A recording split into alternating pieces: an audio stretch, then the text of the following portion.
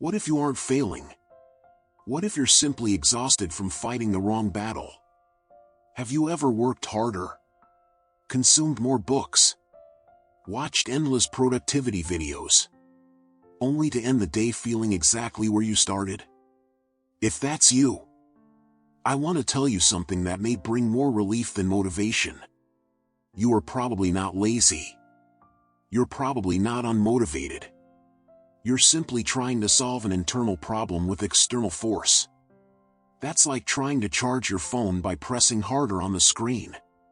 No matter how hard you push, the battery never fills. Because pressure was never the source of power. Connection is.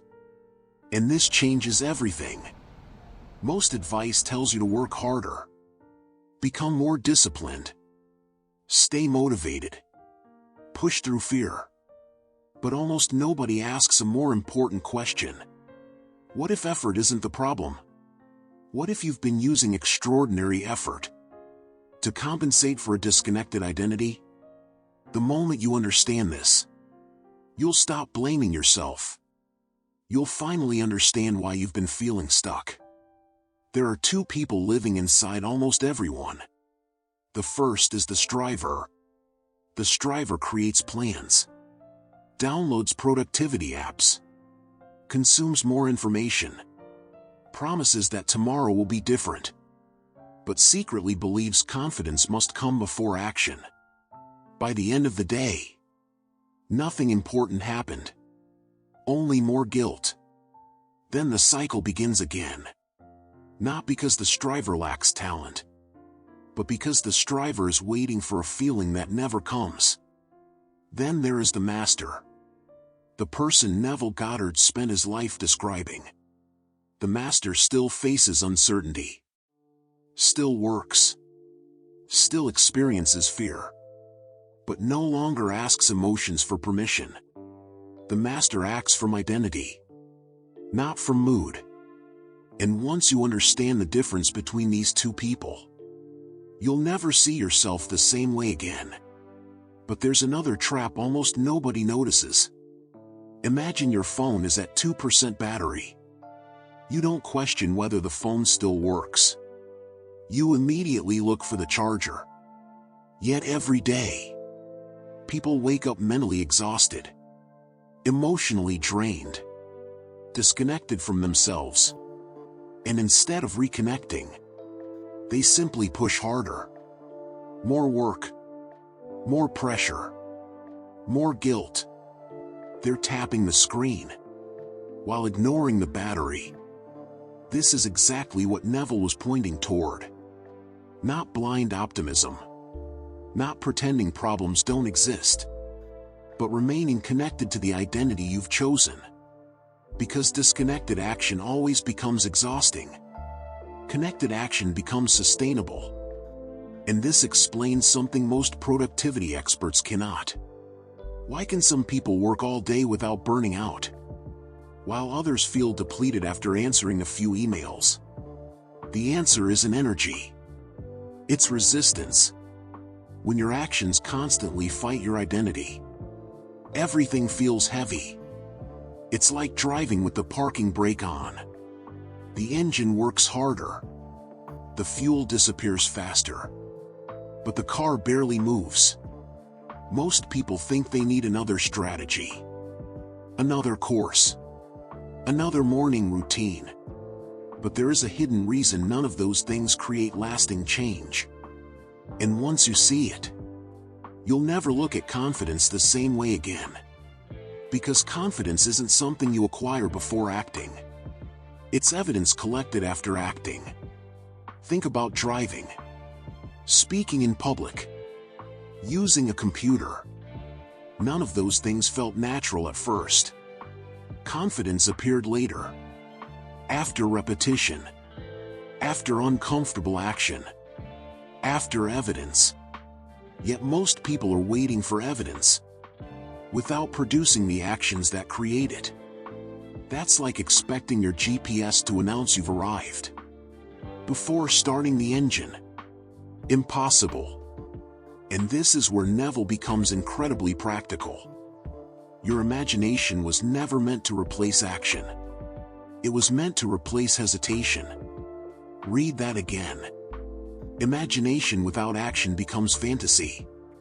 Action without a new identity becomes exhaustion. Transformation begins only when both work together. And in the next part, I'll show you the bridge that connects Neville Goddard with practical philosophy. Because that bridge is what transforms the striver into the master. The bridge between Neville Goddard and practical philosophy is surprisingly simple. Most people spend years standing on one side, never realizing they need both. Some people worship action, work harder, wake up earlier, optimize every minute. Eventually, they burn out. Others live almost entirely in imagination. They visualize, affirm, journal, consume spiritual content, yet hesitate the moment reality asks them to move. One becomes exhausted. The other becomes stuck. Both are incomplete. Neville never suggested replacing action. He suggested replacing hesitation. That single distinction changes everything. Action without identity becomes survival. Identity without action becomes fantasy. Transformation requires both. Think about your Wi-Fi. When the signal disappears, you don't install a new app. You reconnect. Yet that's exactly what most people fail to do with themselves. They change careers, morning routines, business models, courses, goals, strategies. Everything except the one thing producing all those choices: their identity. They're refreshing the app. While the connection is gone, the striver keeps changing tools. The master checks the connection first. That's why two people can perform the exact same task and create completely different futures. One publishes a video hoping strangers approve. The other publishes because that's simply what someone like them does. Same action, different identity, different result. Here's what most people never notice. Your brain isn't designed to create your future. It's designed to protect your current identity, even when that identity keeps you trapped. Imagine installing the newest software on a computer running a 10-year-old operating system. Sooner or later, everything crashes.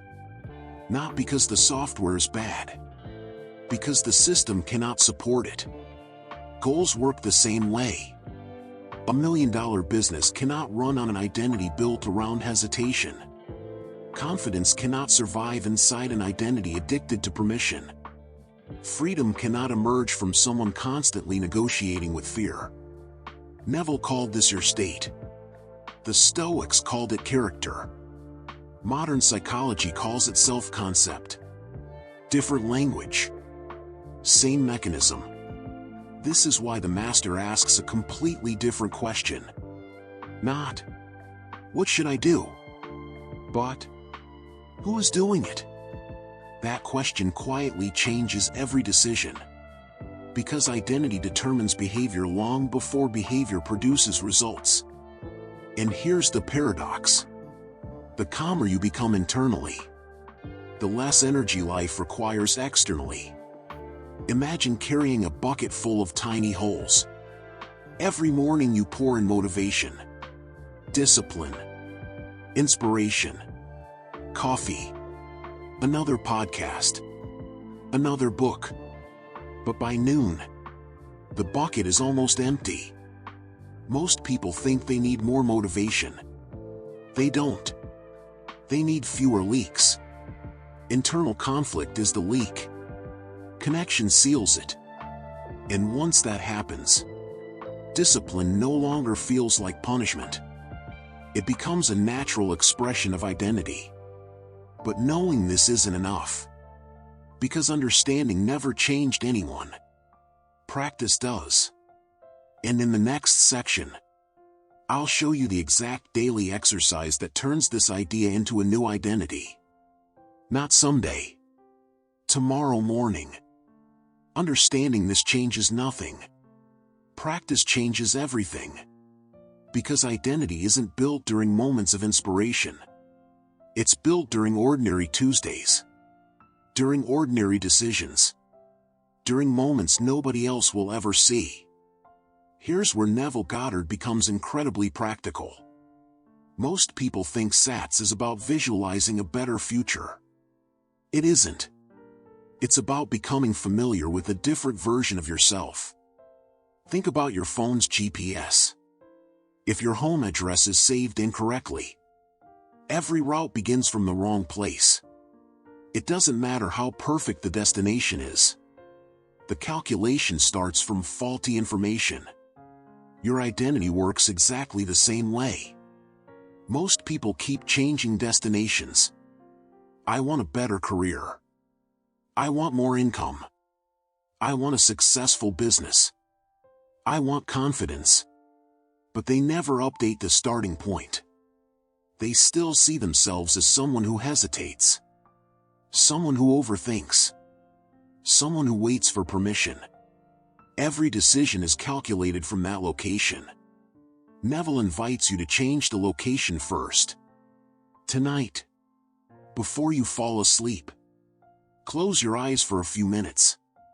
Choose one area of your life where you've been waiting. Only one. Now don't imagine yourself trying. Imagine the moment after you've already acted. See yourself closing the laptop after publishing the project. Walking away after having the difficult conversation. Sending the proposal. Uploading the video.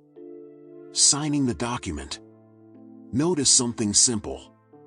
Your breathing is calm. Your body isn't tense. There's nothing left to decide. The decision already belongs to you. Stay there for a minute.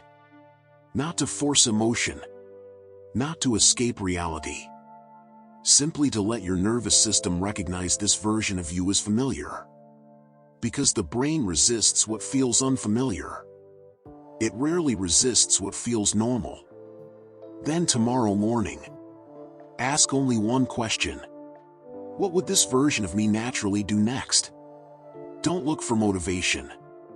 Look for consistency. That question quietly removes hesitation. Because you're no longer trying to become someone. You're behaving like someone you've already accepted yourself to be. But there's one more step. And it's the one almost everyone skips. Every evening, run a 5-minute identity review. Not a gratitude journal. Not a productivity tracker. An identity review. Open a notebook. Draw one line down the middle. On one side write, the striver. On the other, the master. Then replay your day. Where did the striver appear? Maybe you checked YouTube Studio 15 times instead of writing. Maybe you postponed a difficult phone call. Maybe you kept researching instead of creating. No judgment. Just observation. Then fill the second column. Where did the master show up? Maybe you published before feeling ready. Maybe you made the uncomfortable decision anyway. Maybe you finished what you promised yourself this morning. These moments matter more than they seem. Because your brain doesn't build identity from intentions. It builds identity from evidence. Every action casts a vote. One vote won't change your life. But hundreds of them will. This is exactly why I created the State Audit. Not to motivate you. Motivation fades. Awareness doesn't. The purpose of the workbook is simple. To expose the hidden identities quietly directing your choices every single day. Because once you can see the pattern, you can interrupt it. And once you interrupt it often enough, a different identity begins to feel normal. Before we finish, I want to leave you with one question. Imagine that 6 months from today, Your life has genuinely changed. Your work, your finances, your confidence, your relationships. Now ask yourself something unexpected.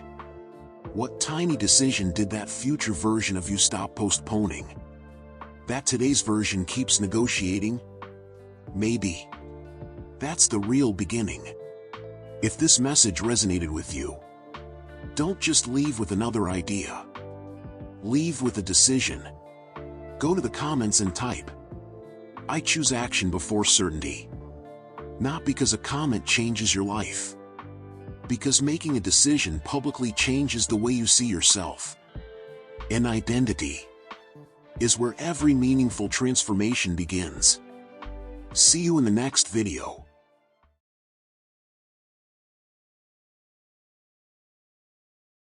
You've been doing the work, the visualizations, the affirmations, the effort, and the results still don't match. That's not a motivation problem. That's a state problem. The State Audit is a diagnostic workbook built on Neville, Goddard, and Stoic philosophy that shows you exactly which inner state is producing your current results. Not what you want to believe. What's actually running underneath. Get it in the description or in the pinned comment below. Do the audit before you do anything else.